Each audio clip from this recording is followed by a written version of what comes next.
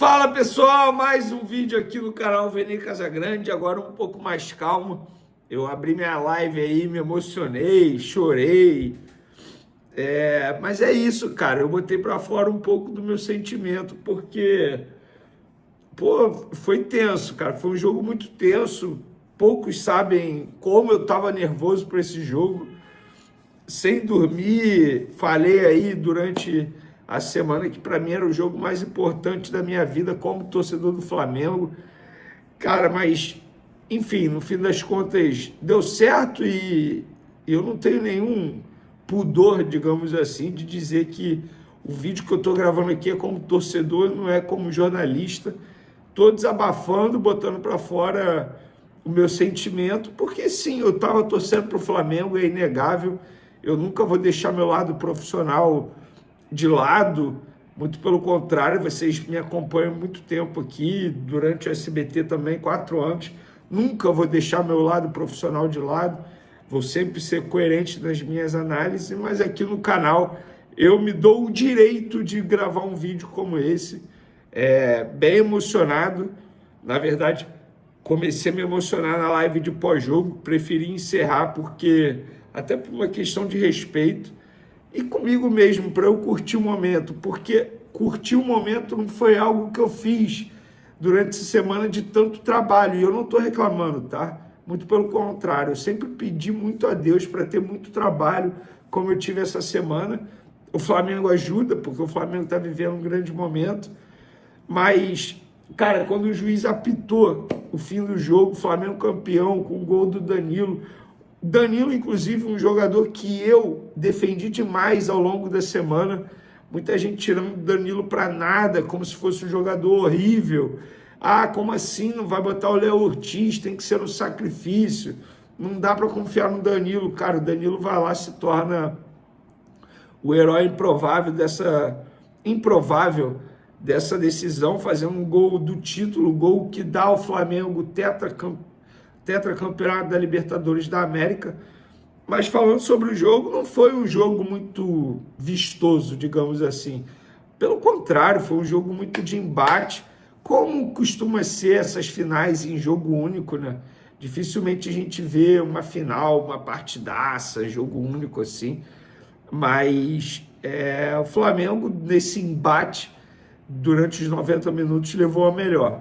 Claro, não podemos deixar de mencionar aqui que o Pulgar correu um sério risco de ter sido expulso ainda no primeiro tempo, muito risco mesmo. Ele deu um mole, a entrada no Bruno Fux, se o VAR chamasse para expulsar, não seria nenhum absurdo. Porém, antes desse lance também teve a entrada do Veiga, né? Que o Veiga, para mim, poderia ter sido expulso também sem nenhum problema, muito pelo contrário. Mas enfim, sobre o jogo em si, eu acho que a escalação do Felipe Luiz acabou sendo teoricamente correta pelo desfecho da partida. Muita gente criticando o Samuel Lino, mas ele fez um bom jogo. E a entrada do Cebolinha no segundo tempo acabou ajudando também. Então, o plano de jogo do Felipe Luiz foi correto, porque ele pensou numa estratégia para o início e para o decorrer do jogo. Tirou a Arrascaeta, algo que muita gente não faria, mas não foi a primeira vez que o Felipe Luiz fez isso. Mas, para mim, óbvio que o melhor do jogo foi o Danilo, porque ele fez o gol da vitória e o gol do título. Mas quem jogou muita bola nessa final foi Guilherme Varela, lateral direito do Flamengo. O que ele jogou nesse duelo, ele foi um monstro. Monstro. Ele tem que ser muito elogiado por todos. Um jogador que recentemente renovou o seu contrato, caiu nas graças da torcida rubro-negra há pouco tempo. Um jogador que muita gente não queria mais no Flamengo, todo mundo pedia a saída dele e ele deu a volta por cima. Eu peço desculpa por estar olhando para o lado, porque eu estou vendo os jogadores comemorando. Isso é maneiro demais, cara, ver o Juninho entrando, sendo, querendo ou não, um jogador importante, porque ele fez um gol muito importante contra o Deportivo Táchira. Se não fosse esse gol, o Flamengo nem teria se classificado na fase de grupos. O Rossi, para mim, foi o melhor jogador do Flamengo na competição. para mim é o melhor jogador da competição, se eu tivesse que votar, embora o Flaco Lopes tenha sido o artilheiro. Mas, gente, assim, de verdade, vocês não têm noção da alegria que eu tô. Eu sou um cara que eu cresci vendo o Flamengo sendo humilhado em Libertadores. Eu sempre falei que meu maior sonho... eu tinha 2 sonhos. Quer dizer, ainda tenho um, né? Eu tinha 2 sonhos como torcedor do Flamengo. Um, ver o Flamengo campeão da Libertadores. Pude ver em 2019 daquela maneira épica. E depois vi novamente em outros anos, em 2022 e agora em 2025. E eu quero ver também o Flamengo tendo um estádio próprio. São os sonhos que eu tive como torcedor. Libertadores, graças a Deus, já vi. Agora, quem sabe, a gente pode ver o Flamengo campeão intercontinental, algo que só a geração do Zico conseguiu. Mas, gente, assim, de verdade, eu estou muito feliz mesmo. Estou aliviado porque eu estava muito tenso para essa final. Eu arrisco a dizer que se o Flamengo perdesse essa final, muita coisa poderia mudar.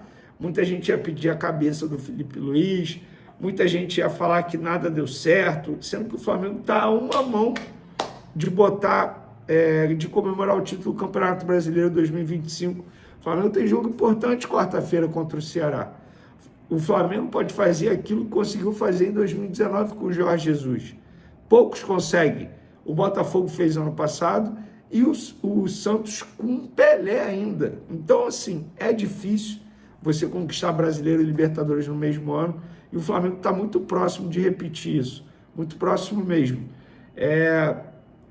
Emoção, me emocionei na live que eu abri, não consegui continuar a live, confesso, perdi, porque eu como profissional deveria ter tentado me segurar, mas eu não consegui, gente. É muita emoção, porque eu não costumo dizer o quão flamenguista eu sou, quão torcedor rubro-negro eu sou. Eu sou muito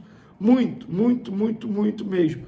Mas eu fui lapidado como jornalista para, entre aspas, tentar esconder ao máximo essa paixão pelo clube. E aos poucos, graças a Deus, fui me soltando.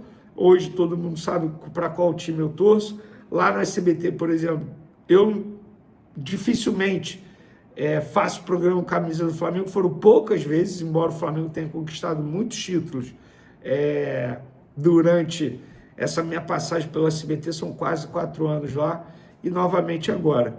Repito, galera, é um momento para desfrutar, cara. Comemorar muito, embora na quarta-feira tenha outro jogo importante, tá? Mas é para comemorar. Esse sábado, restante de sábado, domingo, comemore, óbvio, sempre com muita moderação, não vamos passar dos limites, mas fique com as pessoas que vocês amam, seus pais, suas mães, seus primos, seus familiares, seus amigos.